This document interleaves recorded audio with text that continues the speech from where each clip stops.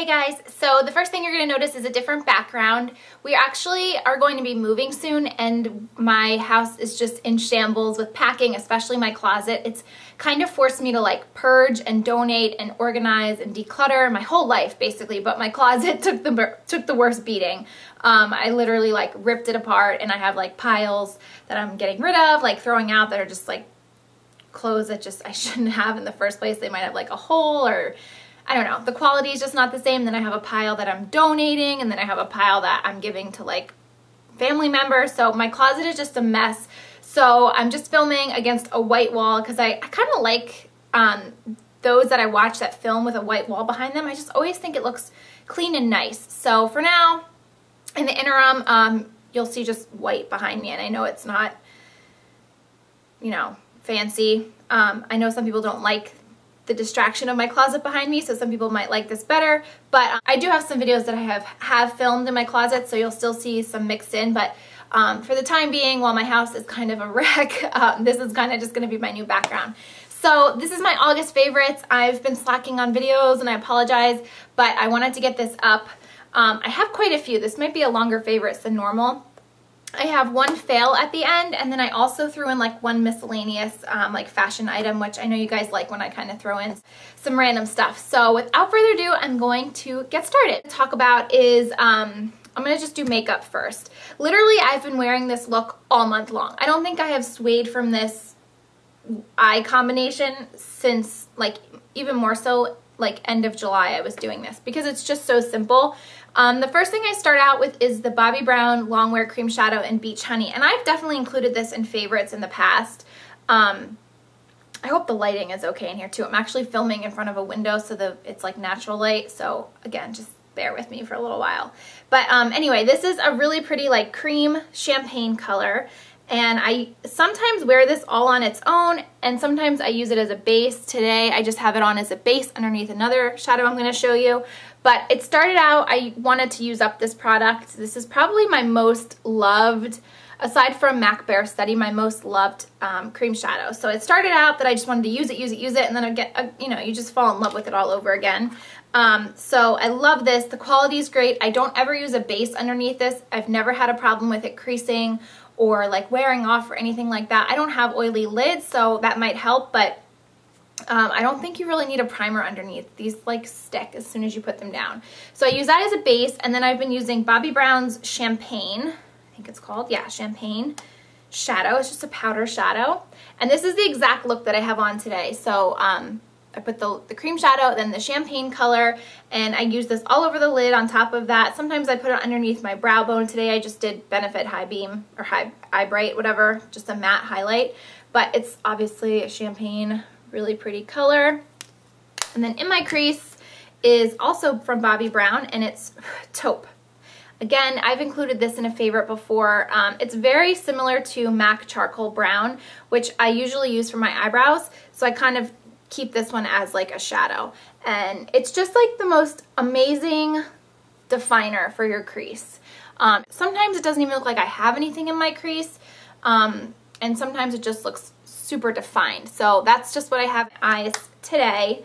And then the Stila All Day, Stay All Day Waterproof Liquid Eyeliner. I am so glad that I listened to you guys, and really you never steer me wrong, but this is amazing, like holy grail material. I don't think I'll ever feel the need to use another liquid liner in my life. It's that good. It's a felt tip pen with a very, very fine tip. I would swatch it, but literally it like stays forever and it does not come off. So I don't want to stain my hand, but it's perfect for a really thin line, a really precise wing or flick, but you can also thicken it up if you want to. You don't have to keep it really thin. And it literally does not budge. Like I've gotten rid of my Fabu liner. I have it in my product empty videos. It's technically not used up, but I wanted to mention it in that video that I probably will never repurchase that because it just does not compare to this. So I absolutely love this, love it. Such a good investment in your makeup collection if you are a fan of liquid liner, and it's honestly foolproof. So love this. If I ever use up the bajillion eyeliners that I have, I would definitely consider purchasing this in different colors, but for right now, black is all I need.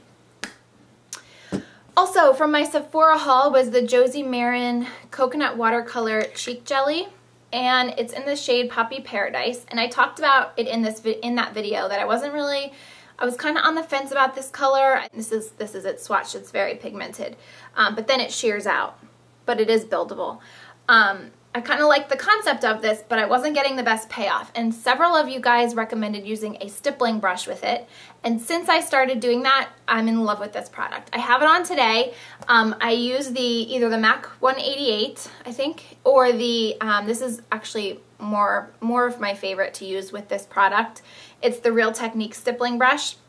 And I love this because it literally fits in there perfectly, and it's shorter than the MAC 188 and the Sigma version, so I like that too. I feel like it puts down more product and covers a better area than the MAC 188. It's a little bit more narrow and concentrated. I literally just pounce this in here a few times, pounce it on my cheek, and that's it. And I absolutely love this product, and honestly, it does not budge. Like, it will be on your cheeks forever, like all day. Another cool thing you can do with this product, if you find that it is too pigmented, you guys know I love my blush and I go overboard. I know I go overboard. But if it's too bright for you, you can easily use this underneath your liquid foundation, and it kind of will give you that like glow from within, just like a flush of color versus a blush, if that makes sense. So if you have a product like this or this color and it's too bright or too much for you, try putting it on before you put your foundation, and I think you guys might like the results. So I really like this a lot. I'm really enjoying it now that I have the right way to use it. I would have never thought to use this with a stippling brush. Honestly, I was using my fingers, and I tried using like a dense kabuki brush, like one of the synthetic kabukis, and that was putting on way too much product and just wasn't working. So I'm so thankful that you guys recommended the stippling brush, because now I am forever a fan of this product. And foundation. Again, in the effort to shop my stash, go on a no-buy, and use up the products that I have, I really made it a point to like use my foundation. There is no reason I need 8 foundations. It's funny because I went from like never wearing foundation for most of my life of wearing makeup to owning like every single foundation on the market, or so it feels like, and to me. But this one is Chanel's Vitalumiere Aqua, and this has been in a favorites video several times, especially summertime. I always talk about this as like my go-to summer foundation. The annoying thing is I never can tell how much product is left because it has the shaker in it. It's just annoying. Like, I feel like I've used this for over a year, and I use it like a lot in the summer, but it still seems like it's full completely. But this is the shade 50 Beige, and it's the perfect match for my skin right now, and I just love this. So the Studio Fix powder that I was using and I still really like is now too dark for me. I'm losing a lot of my tan, so I can't really use that powder. I do sometimes still use it on days where I just need to like get out the door and do quick makeup. It's easy to just put powder on. But for those days in between and most of August, this was my foundation of choice. I have it on right now. Hopefully it's showing true to color with the natural light. I don't ever set this, ever. And it just makes my skin look flawless. Like, I just love the way that it just makes my skin look absolutely perfect. It blends in like a dream. And it is buildable, but I wouldn't say that it's a full coverage foundation. That's why I think it's the perfect shade, or perfect foundation for summer, because it's sheer enough that you can sheer it out. Like, it's light enough that you can sheer it out, but you can build it up if you need the option. But it doesn't ever feel like you have on like loads of foundation. Like, sometimes, as much as I love the Makeup Forever HD, sometimes it looks like you have on a lot of makeup, or it feels like you have a lot of makeup. I still love it, but sometimes it just feels a little heavy to me.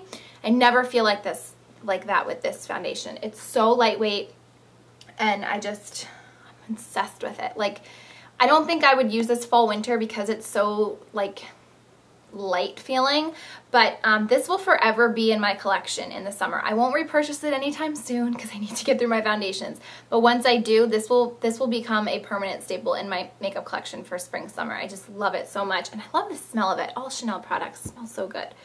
And then last thing for favorites makeup wise, hair beauty products, is dry shampoo, and I just grabbed one. I've been rotating 3 of them. This is the Frederic Fekkai Au Natural. That is discontinued. But I still have this little travel thing and I have like this much left, so I'm making it a point to get through it. I've been using this one. I've been using the Alternate Coconut Dry Shampoo and the Lush, obviously No Drought, that I love. That's going to take me 10 years to get through. But, if you follow me on Twitter, I've talked about this. Now that I am 3.5 months postpartum, I'm starting to lose my hair. Like, whoa. And I knew it was going to happen, and it's completely normal post-pregnancy, postpartum to lose your hair after, like, between the 3 and 4 month mark, so I was fully expecting it and I was ready for it. And honestly, in the beginning, I was like, this is awesome, because my hair is so darn thick that I honestly could afford to lose a bunch of it. It's just so thick. So I was kind of like happy about it, excited. And now I'm to the point where it's like scary every day, and I feel like I'm going to go into a deep depression because I'm going to go bald. That's how bad it's gotten. Like, I just feel like I just could like go like this and I feel like clumps of hair down my back. When I'm done taking a shower, my drain is like freaking packed to the max with hair, and then I have to blow it dry, and then my sink is like, it's disgusting how much hair I'm losing. So needless to say, I am washing my hair as little as possible. It's so thick that I used to be able to go like 2 or even 3 days before I would wash it, before it would start to get greasy. And now I feel like I've lost so much of it, and it's thinned out so much that it's greasy. Like after a day of washing it, it looks greasy. I totally feel for anybody that has fine, thin hair. I feel like even growing up, my friends would always be like, I wish I had your hair, it's so thick, mine's so like thin and it gets so oily, and I'm like, ugh, you can have it. I never appreciated my thick hair. I always just thought I was, you know, I just didn't like my hair. And now I realize I totally took it for granted, and I don't want it to go away. Like I don't want to lose any more. But so because I'm losing so much of it, I'm trying to wash it as little amount as possible, which I know probably sounds gross, but if you guys have been going through the trauma of losing your hair like I am, I think you could understand.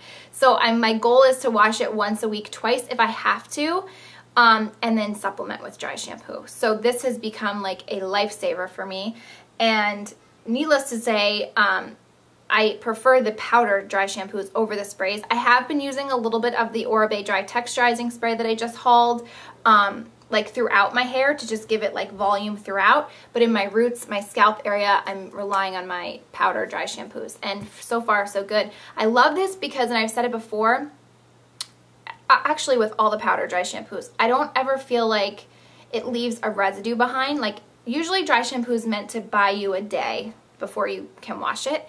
I can usually get 2 and sometimes lately even like 3 days out of it without it looking dirty.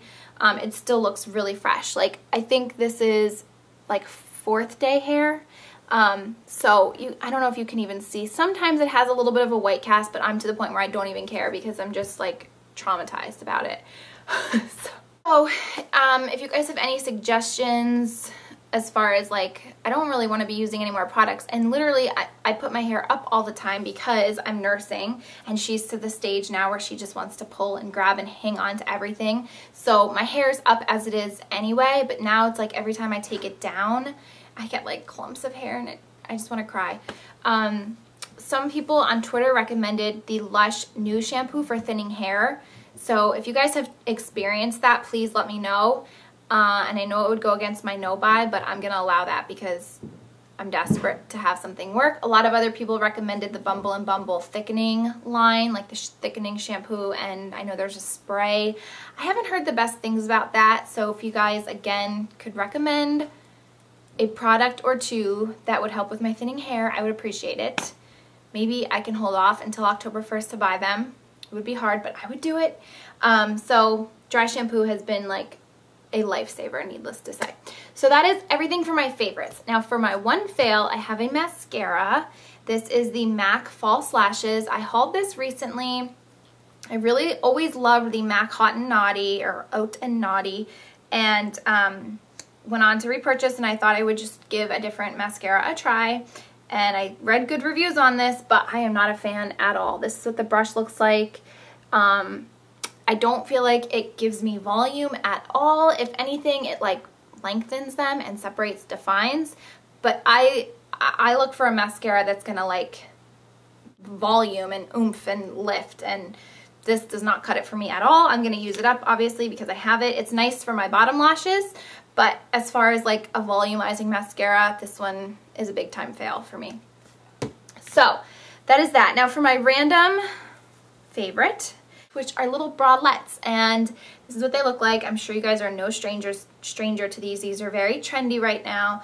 I started wearing them because they were easy to nurse with, because there's no underwire, so they're completely comfortable. I actually bought these when I was pregnant, and I bought them in a large, which was really exciting because usually I'm like a sheet of paper, but I knew I would be a little bit bigger once I gave birth, and now I'm like, it's nice to have something I never had before. So needless to say, the large fits me really well at Victoria's Secret in their pink line. So I have it in black, and then I also have it in this cream color, and they're just really pretty little lace bralettes. And like I said, there's no underwire, so you don't have a ton of support. So if you are someone that needs it, I don't know if these would work for you, but they're a larger now that I'm breastfeeding, but I still don't feel like I need the support of an underwire. And I love them because when I need to breastfeed, I just literally like lift it up or pull it down. Normally I've just been wearing the clip down like nursing bras, typical nursing bras, but these are so comfortable that, like I said, you can just slide them up or down, and it's so easy. So I have two from Victoria's Secret, and then I have a few from Abercrombie & Fitch, which is technically the Gilly Hicks line. And I haven't shopped in Abercrombie & Fitch since probably high school, honestly, but my friend works there, and she was telling me about them, and I was telling her how much I love the Victoria's Secret ones. And this one's red, and she got me one in navy and hot pink, and I have one in white as well. It's just white, but this is, I feel like, more like a traditional bra.